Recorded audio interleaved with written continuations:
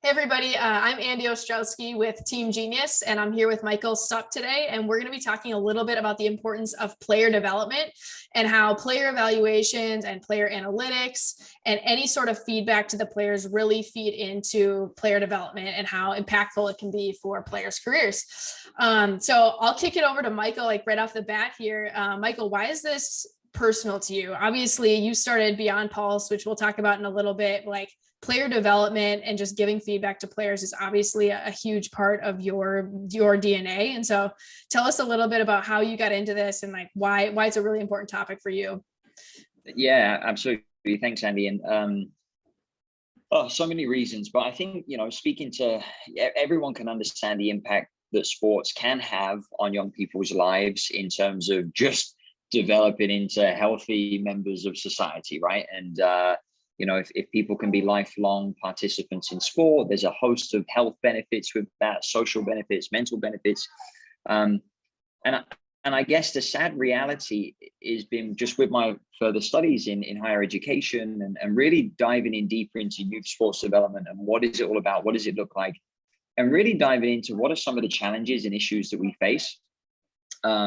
Is that kids are quitting sports at alarming rates. By the age of 13 years old, you've got 70% of kids are dropping out of sport. They're just quitting, outright, no more sports participation after that in competitive sporting environments. And that's really shocking. And the more shocking part is that number has been around for a while. It's been fairly constant and it's not changing anytime soon.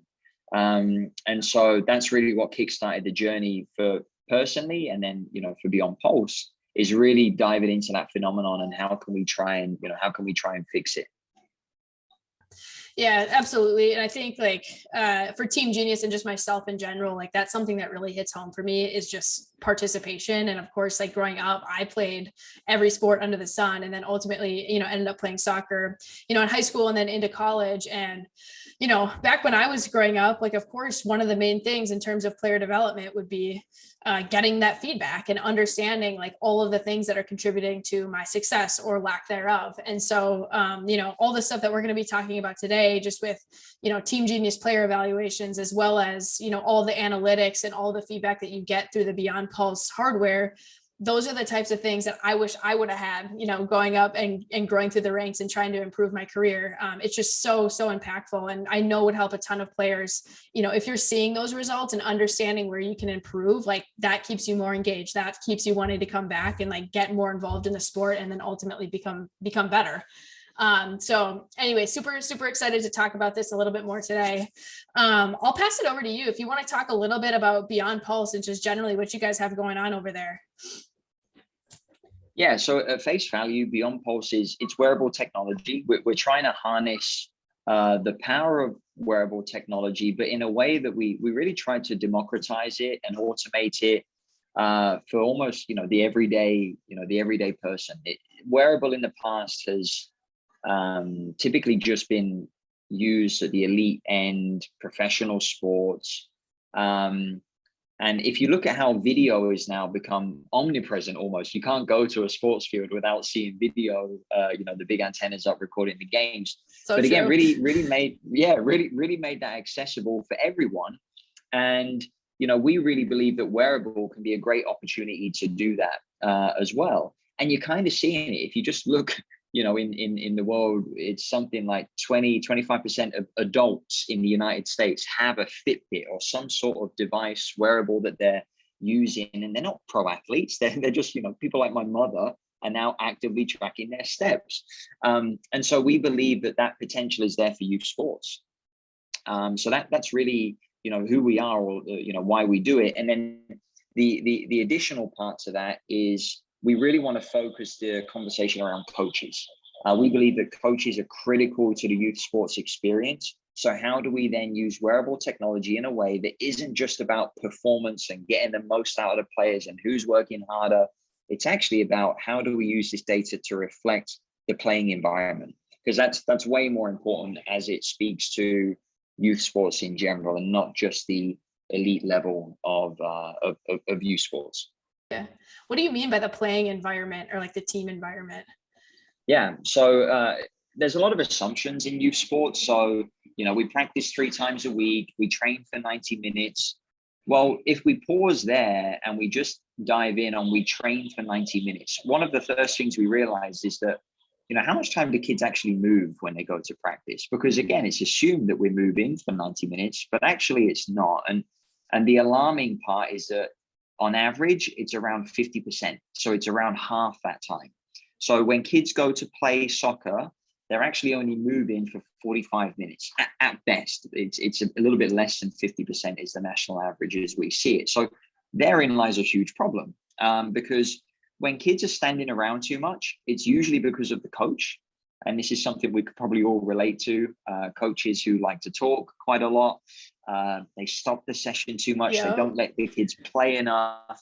Even when they are playing, but they're doing drills where they're, kids are stood in lines, they're waiting minutes at a time before they get to move and touch a ball. This all adds to an awful lot of standing time. And ultimately, this means that sport isn't really that fun, because if they're not moving that much, kids aren't really enjoying themselves. They're there to play. It's such a crucial piece in, how they digest sports and how they experience it.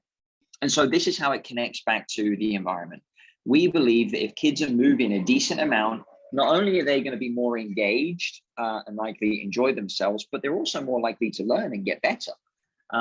Just like how we don't want kids sat behind desks memorizing what teachers are telling them and just regurgitating information. We want them engaged. We want them involved. They've got to be active. We really believe in that. So that's where we try to connect some of the dots in terms of what does the data say about, well, how much do the kids actually move in a 90-minute practice? How is that connected to what the coaches are doing? And ultimately, going full circle, how is this impacting the experience for the kids?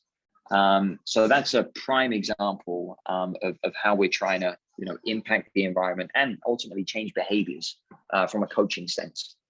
Yeah. No, that makes perfect sense. And I think super, super important in terms of keeping the kids engaged too. Like when coaches see some of that data, they're probably like, oh shoot, I should probably change something up here. Yeah, that's cool. That's cool. So how do you guys kind of disseminate some of that information with the parents or the players, I guess, to say like, hey, I guess, and I'm looking for an answer here as it relates to like player development. Like how does some of that stuff feed into kids wanting to get better when they see some of that feedback? Yeah, I mean, there's an initial sort of participatory feedback loop, which again is incredibly empowering. Parents are investing, decent amounts of money in their kids' youth sports experience, and at the very least, they're just expecting that they're getting a decent amount of physical activity, right? But again, as we know from the numbers, that's not guaranteed. And so for parents to have some objective data now, every time their kid plays, to say, hey, your child was active this much today, their heart rate was here, they ran this far, great job. That's incredible validation that right now nobody really gets. Again, part of that Fitbit, that 10,000 steps, like we get that validation every day. So we want to bring that to it. But then from a player development perspective, there's a few different ways. I mean, for kids just to be able to see their improvement over time, whether that's from a fitness perspective, i.e. their heart rate, their heart rate is maybe getting stronger, as in they're able to do more with a lower sort of heart rate output. That's a sign of increased fitness. Or their heart rate recovers quicker from bouts of activity and exercise. Again, that's a sign of improved fitness. But then just being able to measure their own effort levels. When they go play a game, one of the other big disconnects we see in terms of effort is, it's pretty easy for us to all work hard when it comes to games. Not so easy for us to give that same application, perhaps, when it comes to practices. Part of that is coaching, as we've acknowledged, but the other part is down to us as kids. So how can we motivate ourselves to say, okay, well, I know that I hit these types of numbers when I play a game. It's now down to me partly to motivate myself, to push myself. So I'm trying to hit these numbers in practices. So I'm really preparing myself for what games look like. So there's a few ways in which the players can take ownership of that and use the data, use the information to, again, motivate and inspire themselves. Yeah, absolutely. And I think some of that stuff really feeds in nicely to what we're trying to achieve at TeamGenius with some of our player evaluation stuff. So obviously our software is, software that coaches and administrators of youth soccer organizations can use to run tryouts, but also player evaluations throughout any given year. And so this really helps, especially with players who are looking to develop and are trying to get better to make the next team, or, you know, make a certain program that they're not currently on, or just be better within their current team. And it's a way for them to, you know, essentially record all of the feedback that they're seeing on these specific players, whether that's notes, whether it's subjective, whether it's very objective, and then share that with them and share that with parents and say like, hey, you know, they didn't make this team because, you know, they're lacking in their technical skills, and also arm them with like, hey, here are ways that you can improve upon that so that you can get better. And I think just that whole feedback loop is super, super important for players as they're, you know, moving up through the ranks in their career, and just generally with participation. So. And if I can add, Andy, you know, as a former sort of academy coach in professional soccer back in England, you know, we were doing that as well. The problem was, and we were doing this for players who we were essentially preparing, you know, our idea was to prepare players to play in the Premier League, and we did that. But we were doing this sort of pen and paper, you know, manually. Every kid had like a logbook, and we would write in it, and logbooks would get lost, and the weather, and just, you know, it became a disaster. And it was really hard to track over time, obviously. So, you know, the fact that you kind of, again, have democratized but automated and made it online and so easy to access is incredibly empowering, and a great habit for people to get into throughout a player's, you know, experience in youth soccer.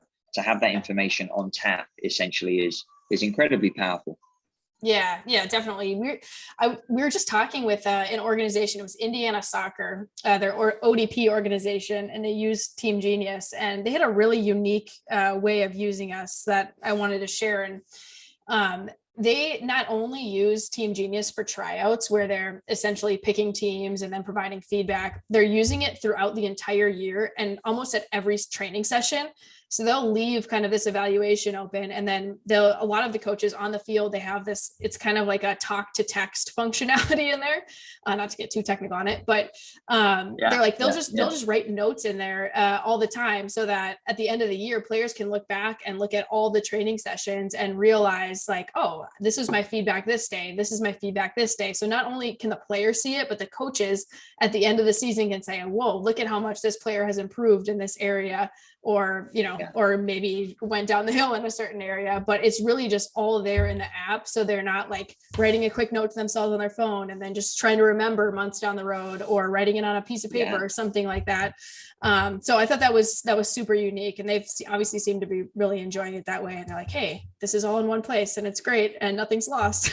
So absolutely. And that's what some of the best academies, professional youth sports environments have been trying to do. They have systems in place where they're giving that feedback.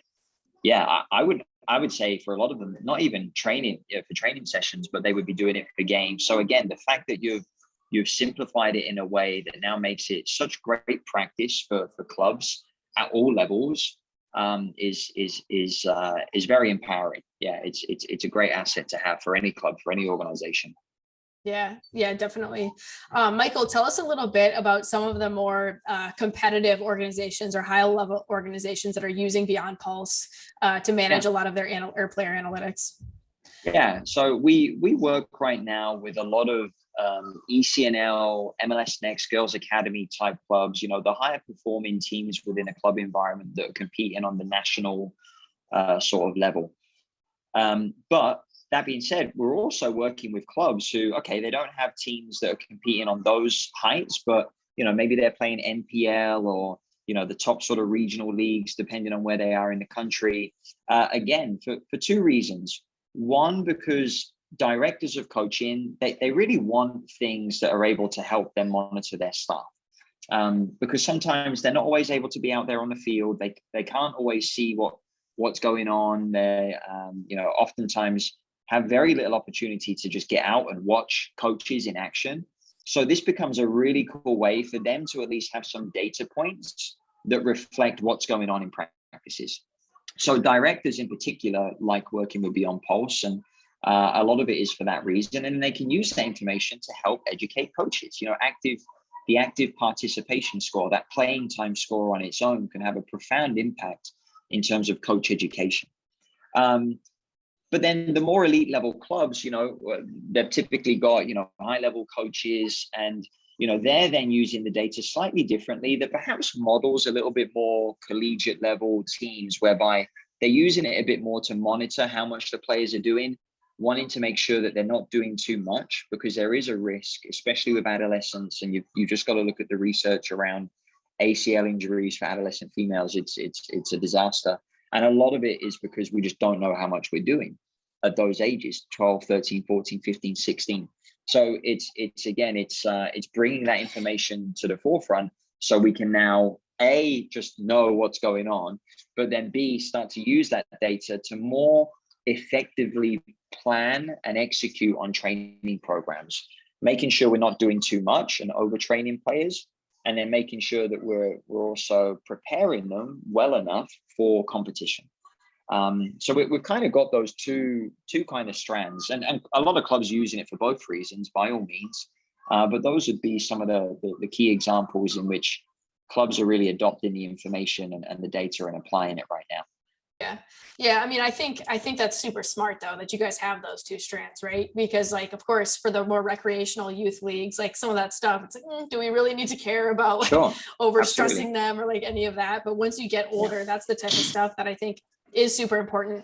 And like when I was playing in college too, we had something similar, and of course it wasn't Beyond Pulse, this was years ago, but we used it a lot for recovery too, which was really important. So not only like workload and trying to prevent, injury and stuff like that, we used it to monitor like basically how our bodies behave when we're in recovery mode, right after a training session, right after a game, what that looks like. And so it was super impactful, and it helped us a lot in determining the next day's lineup, or who can go hard at practice, who's going to have a little penny on and sit on the side and just take a break day. And so I know that stuff is incredibly important once you get at the higher level leagues, or just more competitive. So exactly. And there's a lot of great technologies out there that have done that for forever, frankly.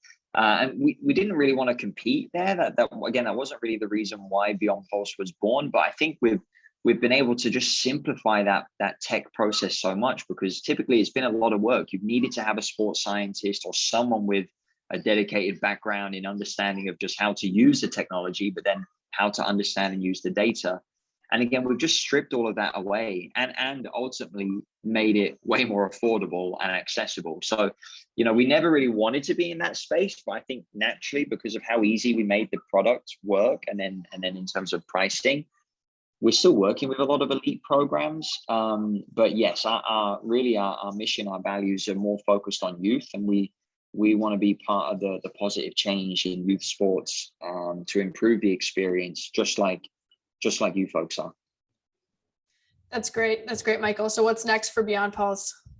What's the big vision? Well, yeah, I mean, we can't give too much away, but part of it is that we actually do want to be more involved in terms of influencing the recreational youth soccer player, because they are the masses. That is most of us. It's only a small percentage of us that actually go on to play collegiately and obviously professionally. But even in the top end of youth sports, it's still just a small amount, relatively speaking. So again, we want to kind of bring that concept of, the Fitbit of youth sports.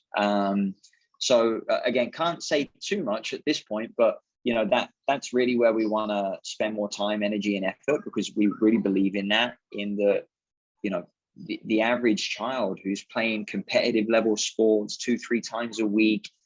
That for us is the key. We've got to make sure they become lifelong sporting participants. That's critical to kids' health in general and future societies of adults. And that's where we want to focus our energies moving forward.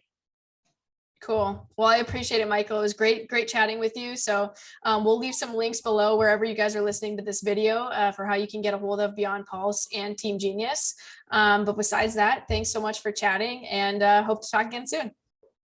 Brilliant. Thank you very much, Andie. Thanks for having us.